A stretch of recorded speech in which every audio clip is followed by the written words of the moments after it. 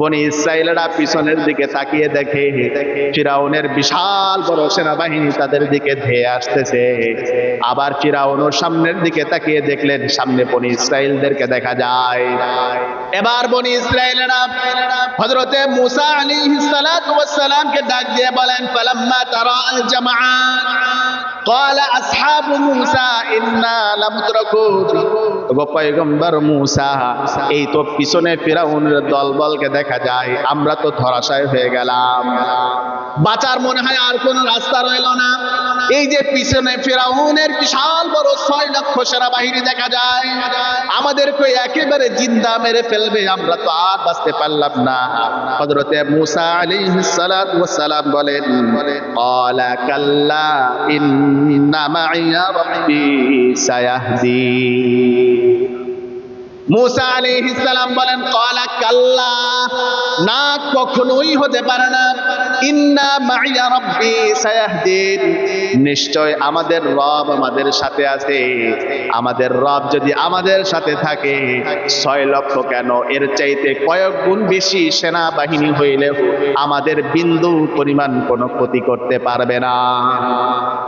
হযরতে মূসা আলাইহিস সালাতু ওয়াস সালাম যখন ফিরাউনের কাছে গিয়ে দ্বীনের দাওয়াত দেওয়া শুরু করলেন, তাওহীদের দাওয়াত দেওয়া শুরু করলেন, ইসলামের দাওয়াত ফিরাউনের কর্ণকুহরের মধ্যে যখন বারবার পৌঁছাইতেছিলেন, ফিরাউন হযরতে মূসা আলাইহিস সালাতু ওয়াস সালামের দাওয়াতকে প্রত্যাখ্যান করেছে, কবুল করে নাই। মূসা আলাইহিস সালাম বারবার দাওয়াত নিয়ে যান, কিন্তু গ্রহণ করে না, বরং মূসা আলাইহিস সালাতু ওয়াস সালামের উপরে অমানবিক নির্যাতন করে, বনি ইসরাইলদের উপরে অমানবিক নির্যাতন করে। যখন বনি ইসরাইলদের উপরে অমানবিক নির্যাতন করা শুরু হয়ে গেল, আল্লাহ রাব্বুল আলামিনের কাছে বনি ইসরাইলরা দোয়া করলেন, আল্লাহ, ফিরাউনের অত্যাচার আমরা সহ্য করতে পারলাম না, আমাদেরকে নাজাত দিন। আল্লাহ রাব্বুল আলামিন মূসা আলাইহিস সালামকে নির্দেশ করলেন, পয়গম্বর, ওগো কালিমুল্লাহ, আপনি আজকে রাতের মধ্যে এই মিশর ছেড়ে অন্যত্র চলে যান, আমি আল্লাহ আপনাকে নির্দেশ করলাম। হযরতে মূসা আলাইহিস সালাতু ওয়াস সালাম বনি ইসরাইলদেরকে সাথে করে মিশর ছেড়ে অন্যত্র চলে যাওয়ার জন্য রওনা হইলেন।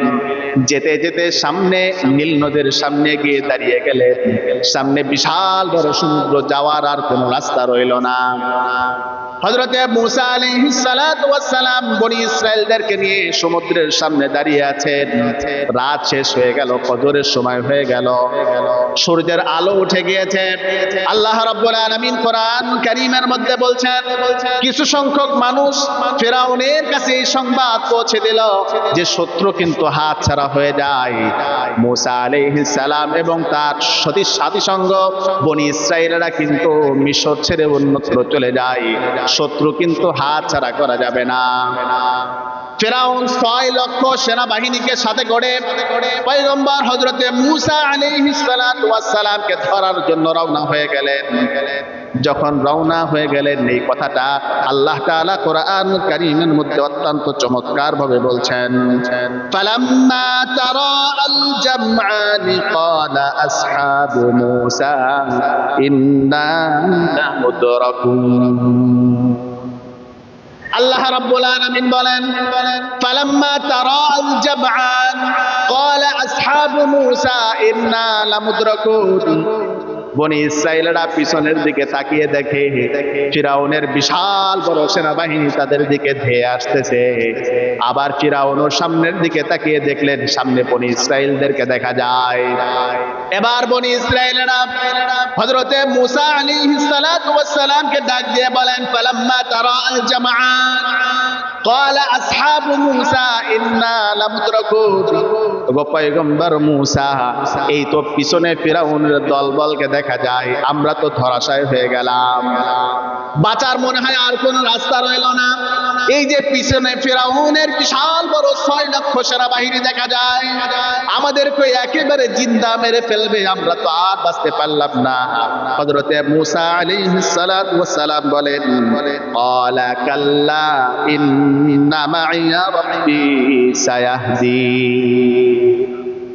মূসা আলাইহিস সালাম বলেন, ক্বালা কাল্লা, না, কখনোই হতে পারে না, ইন্না মাইয়া রাব্বি সায়াহদিন, নিশ্চয় আমাদের রব আমাদের সাথে আছে। আমাদের রব যদি আমাদের সাথে থাকে 6 লক্ষ কেন, এর চাইতে কয়েক গুণ বেশি সেনাবাহিনী হইলেও আমাদের বিন্দু পরিমাণ কোনো ক্ষতি করতে পারবে না। তার কারণ হযরতে মূসা আলাইহিস সালাতু ওয়াস সালাম দেশ ত্যাগ করতেছিলেন আল্লাহ রাব্বুল আলামিনের হুকুমে, নিজের কোনো ইচ্ছায় নয়। সুতরাং বনি ইসরাইলদেরকে বলেন টেনশন করো না, কখনোই তারা আমাদেরকে কোনো ক্ষতি করতে পারবে না। আল্লাহ রাব্বুল আলামিন বলেন ফাআউহাইনা ইলা মূসা আন ইদরিব বিআসাকাল বাহর ফালাকা ফাকানা কুল্লু ফিরকিন কাত্তাউদিল আযীম।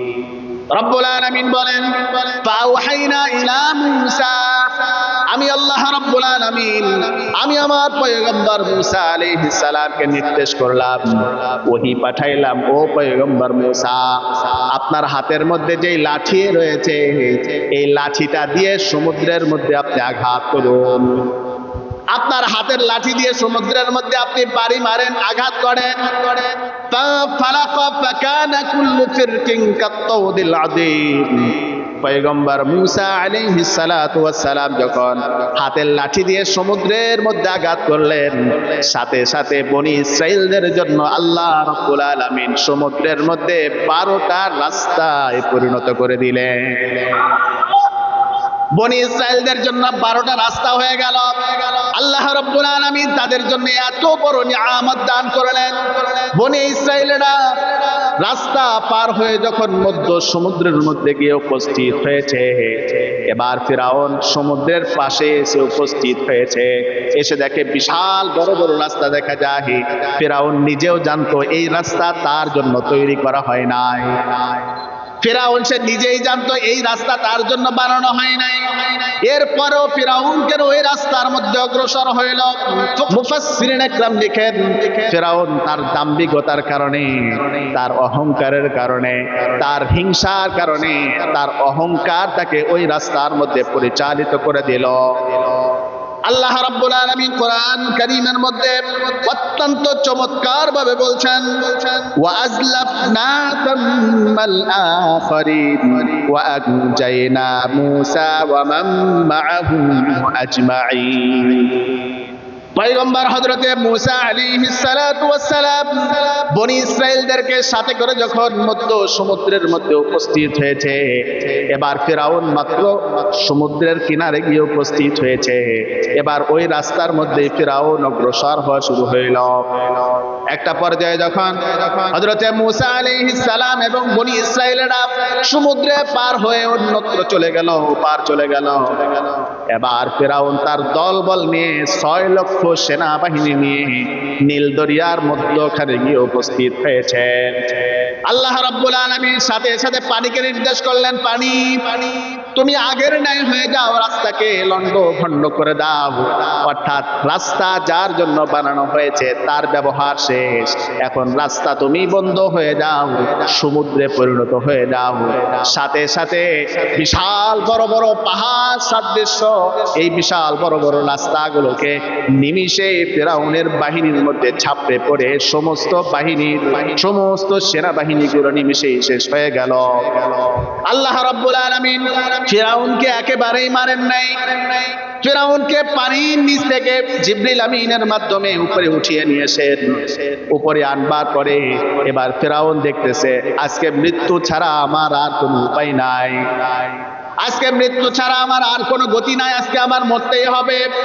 ফিরাউন যখন এমন ভয়ঙ্কর অবস্থার সম্মুখীন হয়ে গেলেন, ফিরাউন দেখতেছে আজকে বাঁচার আর কোনো উপায় নাই। সে তখন বলতেছে আমানতু আন্নাহু লা ইলাহা ইল্লাল্লাযী আমানাত বিহি বানু ইসরাঈল ওয়া আনা মিনাল মুসলিমিন। ফিরাউন যখন মৃত্যু একেবারে নিকটে দেখতে পাচ্ছে, এমন মুহূর্তে বলতেছে রব্বুল আলামিন, জানি তুমি ছাড়া আর কোনো ইলাহ নাই, আমি ঈমান আনলাম তোমার উপরে, এবং বনি ইসরাঈলরা যে আল্লাহর উপরে ঈমান এনেছে আমি সেই আল্লাহর উপরে ঈমান আনলাম।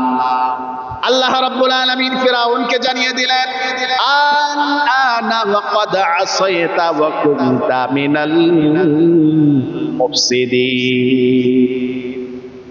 এখন ঈমান আনতেছো, তোমার কাছে কত দাওয়াত দেওয়া হয়েছে, তোমার কাছে কতবার বোঝানো হয়েছে, কিন্তু আমার নবীর দাওয়াতকে প্রত্যাখ্যান করেছো, আমার পয়গম্বরের দাওয়াতকে তুমি গ্রহণ করো নাই, আজকে তোমার কালিমা গ্রহণ করা হবে না।